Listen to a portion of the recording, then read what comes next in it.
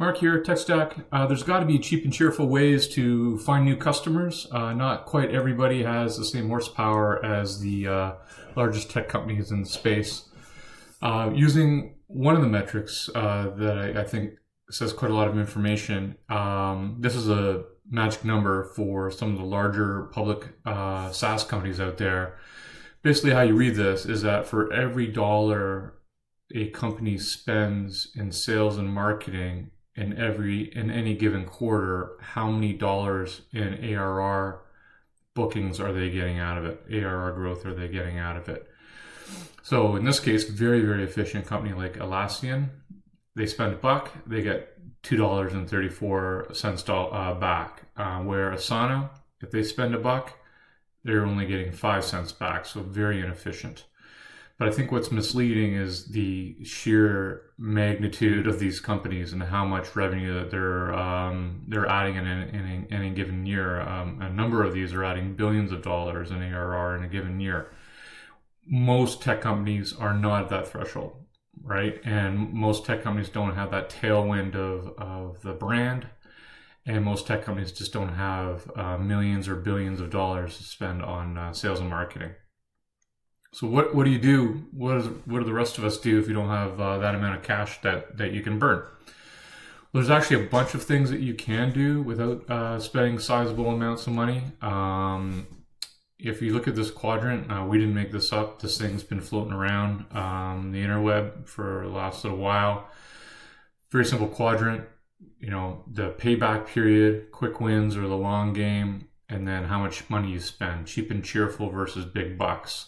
Trying to group all the different, and there's probably more things in terms of marketing tactics that exist than the ones we're listing here. But these are certainly some of the big ones. There's a tremendous amount that you can do without actually spending any dollars beyond people. Now, the key here is obviously the consistency. And the key here is what's typically called product market fit, right? But we can talk about that in a sec. But I think we can all agree there's a tremendous amount of stuff that you can do without spending a lot of money. The key is actually doing it. You don't necessarily have to start spending big dollars every month on Google search, Google retarget, LinkedIn search, LinkedIn retarget, the Google pre-roll, Bing, whatever, like TikTok, Insta, Metas, Facebook platforms for ads. There's lots of great places to spend money to get a quick win. But generally now, those are very expensive, highly monetized, and they don't necessarily drive a payback period. If you look at that source of information, it showed previously the payback period for a lot of these companies is in the 2 to 3 and sometimes 4 years. So it costs them so much money to get a customer that customer doesn't actually pay itself back in revenue for 4 years. And a lot of the reason is that these huge companies are spending gazillions of dollars on these paid programs. Now, if you're a tech company and you have a good niche and you have differentiation, you don't necessarily need to play in that kind of place, right? You can do a lot of stuff very inexpensively. And if you do want to turn open the spigot and spend some money, there are other things you can do these days. IRL events, so in real life events, they could be association events, trade shows, all that stuff's coming back. People I think are hungry for that kind of human connection again. Building your own community, sponsoring events.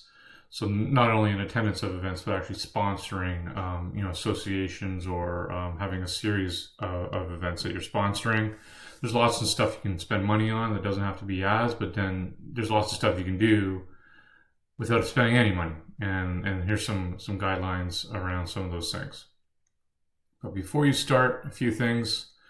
We are big believers in picking a market focus. So you don't need a huge market. I think as a good rule of thumb, any 10 new customers you want to add in any given year, if you apply like the standard, funnel attrition metrics, you don't need a market of typically larger than 9 or 10,000 companies. So let's say if you're in a market of 20 to 30,000, you should be able to get 20 to 30 deals out of that each year out of that market. So you don't need to have a TAM with millions of companies. That's the reality is you don't have the horsepower to get in touch or in front of all those millions. You're better off being as narrow as possible and picking your market focus. Pick stuff you have experience with. Pick stuff that you enjoy. Pick stuff where there's competitive differentiation, and there's probably a bunch of other criteria like geography. What is their view towards technology? Is it greenfield? Are you replacing stuff? There's merit to both. But pick a market focus, and for every 10 deals, it doesn't need to be bigger than 10,000 companies. The second thing is really build up your value prop and differentiation. So many times we see it out there. Companies start spending money on marketing. You're like, what do they even do? They're not succinct, or they start grabbing at, trying to flail at everything and try to represent that they can do everything for everybody. You really want to build out your value proposition and your differentiation. And part of that is with that kind of market assessment and analysis type work. Only when you have those two things, then create all the assets you need. So we're talking like the basic stuff, like the website, LinkedIn page. It could be a top of funnel buyer's guide. It could be customer evidence, case studies, things like that. It could be a sales deck. Building all the demos or videos or your product, whatever. Build all those assets before you get started. They're really important for call to action. They're really important for buyers who want to self-educate, but get that stuff done before you actually get started in marketing. And then probably out of that, before you actually get busy on launching programs, set some goals, right? So if your goal is to add 10 customers in a year, how many opportunities do you need to create in that year? Well, if your win rate's 35%, that means you need to create 30 opportunities, or call it 3 a month. So if you create 3 opportunities a month, you're likely going to hit your goal. Now that of course takes time. If you're starting from a standstill, there's something called sales velocity that kind of adds other kind of variables like sales cycle length and stuff like that. But in general, if you get to the clip of 3 a month, to close one a month, to get your 10 deals a year, that becomes a goal. Right, so you've got your ARR booking goal, your opportunity creation goal. Do you go further up the chain in terms of setting other attrition goals? I wouldn't. I would just focus on opportunity creation. Then you start getting into kind of weird conversations around attribution. So, like for example, if it's like, I want to set an MQL goal. Well, you immediately are going to open yourself up to quality issues and stuff like that. If you just set the entire team on the same goal of opportunity creation, that will actually drive you forward. The next thing is building a plan, right? You don't need to do an annual plan with marketing. I wouldn't go much further than 3 months of actual tactical operational kind of work plan stuff, because what's going to happen in that 3-month period, you're going to learn a lot. And you're going to redo the next 3 months based on the learning from the previous 3 months, or you're going to learn something new in the market. So just go 3 months. You include basically all your kind of content creation, all your social posts, anything around email marketing, any of the stuff that was on that quadrant. Just build a plan of activity around that. And the last thing I think is really critical is just holding the whole team to account. And that's sales and marketing, right? So it's not just a marketing problem. Everybody in the organization needs to kind of align to this, but it's to hold the whole team to account. So, if you build a plan, you say you're going to do this, did you do it?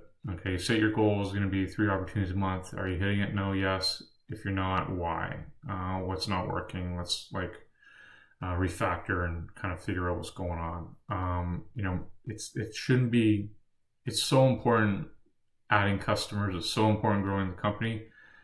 Everybody is compromised when those goals aren't hit. It has to be everybody's problem, right? Because quite often the issue isn't actually in sales and marketing. It could be a product related issue. It could be a customer sat or retention issue. There's other things that could influence a company's ability to grow. And so if you share this kind of stuff at an executive or ELT level, then that accountability is really meaningful. That's it. Hope you get some value out of that. If there's anything we can help you with, let us know. TechStack, we provide basically all the ingredients for technology companies to succeed. We only work with the underdogs. We only work with either the bootstrap private equity or public-based companies that don't have growth equity to kind of spend their way through growth. So it's very efficient growth. For us, a big issue that we've seen over the years is companies lack in kind of every area, right? They lack in the processes, they lack in the tools, they lack in the data, they lack in the insights, and they're not doing the right kind of work because they might be missing skills. So what TechStack does is provide all of that, everything from a technology platform like a marketing automation, outbound, CRM, customer retention, customer onboarding technology platform, all based on Microsoft. We know how to use it. We've pre-built all the processes to achieve revenue performance, and we marry that with managed services. Those managed services could fill in some of the marketing skill gaps that you may have in your organization. Think of it like an agency model, but we go much deeper into the data and have a much better understanding of actually delivering programs that work. And then we also provide other managed services in the form of coaching and training to help build your team. So that is essentially sales enablement, services enablement. A big part of this is getting customers live and happy and all that kind of stuff. So we put everything in place, and an investment in TechStack won't cost much more than a fully loaded sales rep, but it could represent probably 10 roles you don't have today. On a fractional basis. So with that, I'll leave you, and happy hunting.